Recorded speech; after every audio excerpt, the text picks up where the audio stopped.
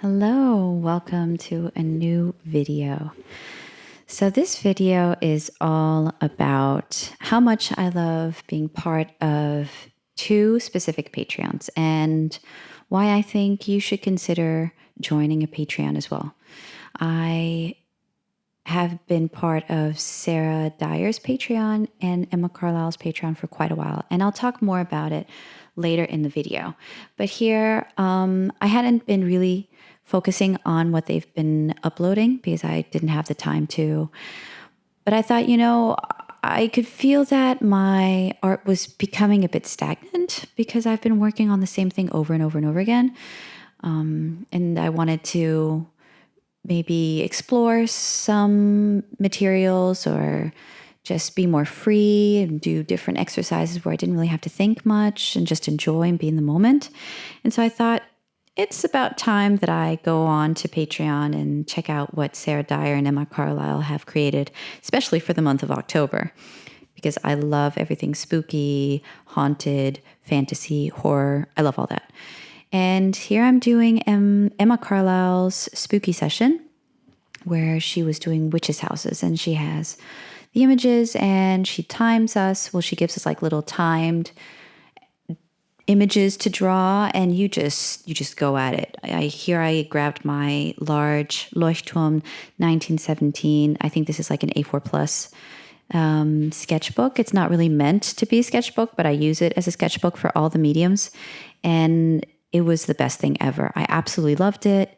And then at the end, if you wanted to, you can share your drawings. This is for the morning drawing club, so it was during the daytime, and I was lucky enough that I was available to attend because usually I can't. Either I have a lesson or I have appointments or something. But today I was able to, and I was so happy to be able to be there live because you get to talk to the other artists.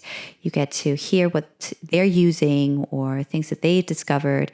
And you just enrich yourself with being surrounded by other creative people. And at the end, when you're able to share your drawings or see what other people have created, oh my God, it's the best part because you can see how each person has created from the same image something completely unique and personal. And it's just so lovely. I absolutely love it. But so I thought I would include here a little time lapse of me looking up and down at the screen at the images that she was showing. Of course, we had time sessions here. This was only like 3 minutes, so I only grabbed a pencil and I was just drawing furiously as many things as I could because this was in a museum of witchcraft or a witch's house museum or something like that. And so there's so many things in the image and it can be very distracting. But I really enjoyed, as you can see, I'm smirking the whole time. I really enjoyed doing all of this. And I had the images from Patreon on my tablet there on the side that I was looking at to get, better detail or something, because being on a Zoom session on my old computer, it cannot produce the best quality of the image, while on my tablet it's much clearer and you can zoom in, while on a Zoom meeting you cannot. So I'll let you guys enjoy the rest of this time lapse and I'll talk to you in a bit.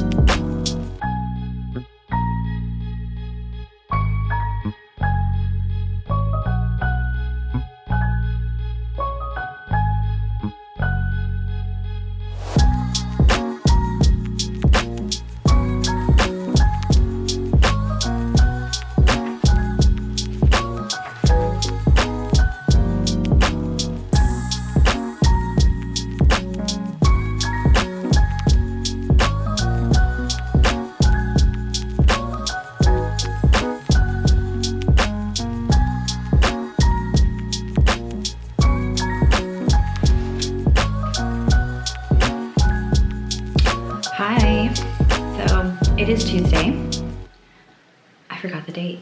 Oh no, October 18th, because yesterday I had an art class. So I just finished my work that I really needed to get done, grading, and I wanted to get it immediately done, fresh in the morning. It's something that has to be done. It's not enjoyable like painting, so right out of the bat, I needed to get it done. And since I finished it, and I'm patting myself on the back, I'm super proud of getting my work done and being responsible, I'm going to treat myself to doing something fun. Now, I don't know what to do. If I want to paint on a canvas, I have this sketched out, what is it? A bird. It's a seagull with a light tower that I wanted to paint in the style of the elephant. Or I could do Sarah Dyer's replay, because I'm also part of her Patreon, and that looked super fun. And I'm leaning more towards doing Sarah Dyer's replay because it's a little flip book. Oh, I love those. So I think, yeah, I made the decision. So I'm going to be doing the flip book replay, and I'll do a time lapse of it so you guys can watch. I've said this before in other videos, but I really recommend being part of a Patreon. Oh, you guys are crooked. I really recommend being part of a Patreon in illustration or in art or in anything. There are several that are available. There's like Draw Brighton, where they have models. There's one with animals. I have that on Instagram that I've seen. A fellow artist posts all their work that they do there. It's animals, if you like animals. There are tons of illustrators that have Patreons, like Rebecca Green or Sarah Dyer, Emma Carlisle. If you like more like the Halloweeny, spooky, inky type of art, I know that By Bun has a Patreon. These are all Patreons that I have tried and I can recommend. I know if you like more of the cutie, colorful type stuff, I believe Apple Cheeks has a Patreon, and Lee something or other, I forget her name, also has a Patreon. If you're into like graphic novels and comics and comic strips, I know Franard has one as well, and I've also been part of that. Also, Catnip has a Patreon. I'm not sure what they offer, because I would try them out and see which one fit. And I have stuck with Sarah Dyer and Emma Carlisle because that fits more my style and what has really made me improve artistically. So I've been there with their Patreons. I've been a patron of theirs. Boy, that was horrible English. I've been a patron of theirs for over a year, maybe even longer. And I am beyond grateful to their dedication and their time, because it is a lot of work to create all the content that they create monthly. It's just because when you create a Patreon, you need to have a large audience so that people know what you're doing and you have the clientele that will pay for a subscription. And then you need to put out all of this content to show people what you will be creating on their Patreon, and do it monthly. And it can be a lot in addition to other work that you might have as a freelance illustrator. You're always working and you're always finding different work. Like I have illustration work that I have to do. I have commissions that I have to do. I also try to create paintings and things to sell at markets. I also teach. So, I mean, it's just like, it's all over the place, and you're always working and always trying to find new sources of income. And so I would really, really consider supporting those artists that are amazing. Check them out. So I'll stop rambling and let's switch over to time lapse of me doing a flip book. I'm so excited. So before I start, I was going to pick my materials, which can be kind of difficult because I want to use everything. And I also need to clean my desk. So first off, I need to choose what type of paper I'm going to use. And I have quite a bit of supplies. I don't think I've ever shown you this supply closet, but it's for my art classes. But I do have some leftover little booklets that I had created for my ink workshop. So I might use that. I'll have to see. Or I was thinking of using craft paper. I love using craft paper. Decisions. In this little sketchbook, I used Canson. The problem is that one side you can use and the other one you can't. That's the downside. Maybe this would be a good idea, or I could use paper from my Royal Talents sketchbook and just pull out some pages. But that always hurts to pull out pages. Because I know that this paper is really good with pretty much any medium. So I don't know. I think I'm leaning more towards using the craft paper. Or I could do a mixture and just pull out the booklet and... No, I don't want to do that. This always takes time. It always takes time to pick my paper. I mean, I need paper and then I need materials. Well, I'll let you know which paper I use. Okay, so I have chosen which materials I am going to be using. So let's start with paper. I decided on the craft because it's the same on both sides. And I can flip easily. I love the warm color. It helps me immediately just put down whatever I want because it is not white, it is cheap paper, and so I don't really care. And since I don't really care, I can be free, I can make mistakes, I can just tear off that page and start again. And it's nice and big, so I can create really large images to create a little flip book. Now for the cover, I'm going to use this Canson La Pochette, and it's different colors. It's Mi-Teinte. It's 160 grams. I'm just using it as solid color. I'm gonna use maybe like the brown or the black, probably the black. Oh, or the purple. Do I have purple? As the cover. Since it's spooky, yes, I'm gonna do purple. So purple is going to be the cover.